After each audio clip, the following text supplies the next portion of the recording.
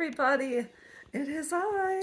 I had a deep thought today, and one of the main reasons I struggled with parental estrangement in the beginning, and something I had to get a hold of and really work through because I'll tell you, when you're dealing with parental estrangement,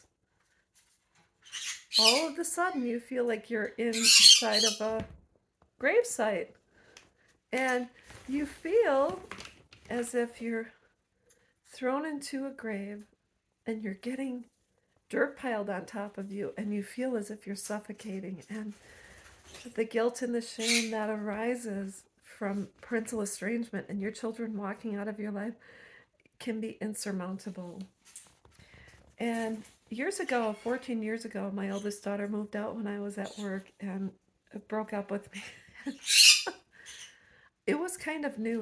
We didn't have internet. I didn't have friends that had gone through the same thing. It was just one of those situations where I was kind of on an island by myself, and I didn't have any resources. There were not groups or anything. So I had an incredible amount of guilt and shame about what I could have done, what I should have done, about every single mistake I had made as a parent, even if it was just basic human error. And the questions you get, what did you do? You must have done something horrible to your daughters if you were a child molester or someone who tortured their children or burned them with cigarettes. It's the questions you get from people who don't understand, who say, well, you must have done something because there's no reason someone would walk away from you, especially your child. And I said, if she would have told me, it would have been something we could have discussed.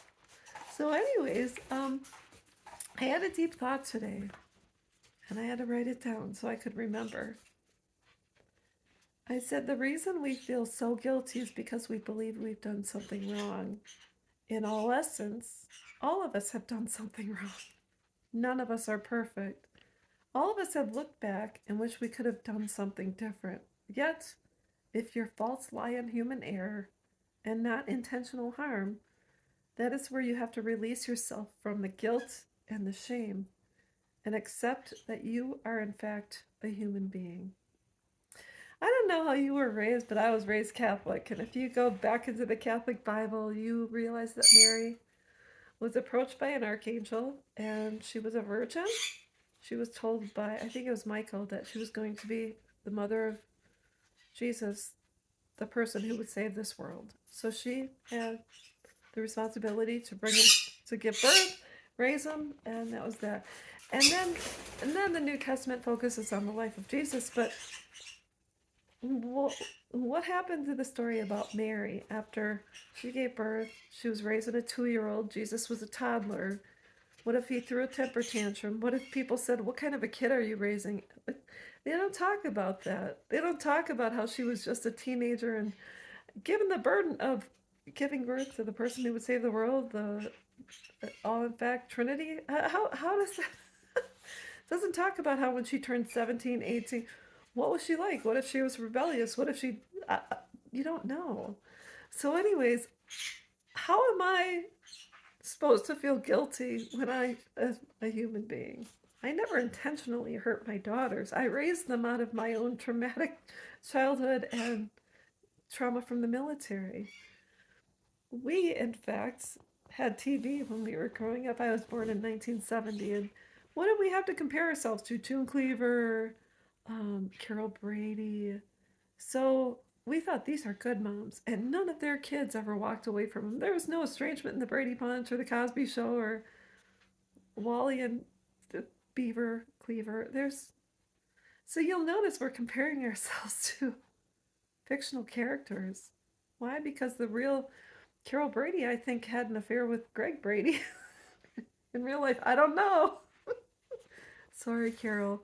But anyways, I am sick of living with guilt and shame because what did I do? I messed up. But the problem is we talk to our adult sons and daughters, and so they say, oh, you messed up, you're a bad mom. So why was I a bad mom? What did I do? And they'll say, well, you've fed us too much, or we didn't get enough to eat, or we went without AC, or I didn't go to a better school, or I didn't have a better pair of jeans, or you worked, or you didn't work, or breastfed, or you didn't breastfeed. There's always a different reason why you were a crappy parent. And then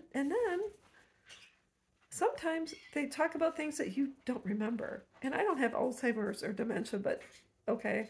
And and then you start remembering the guilt and shame you had from when they were 1 and 2 and 3 and 4 and 5. And you start becoming imprisoned. It's almost like someone dug a grave, threw you in there, and they're just piling more and more stuff on top of you until you're suffocating. So if you don't release yourself from that guilt and shame and climb out of that grave, you're going to be buried alive. You're going to miss out on life. You're going to miss out on opportunities. And most important, you're going to miss out on people that actually love you. So all I'm going to talk about today is release your guilt and shame. They're all I talked about today. Sorry. Just grab a hold of it. I apologize for my daughters. I have not been given an opportunity to reconcile with my youngest or meet my grandkids, and that's just the way it is. So, with that said, I'll be back.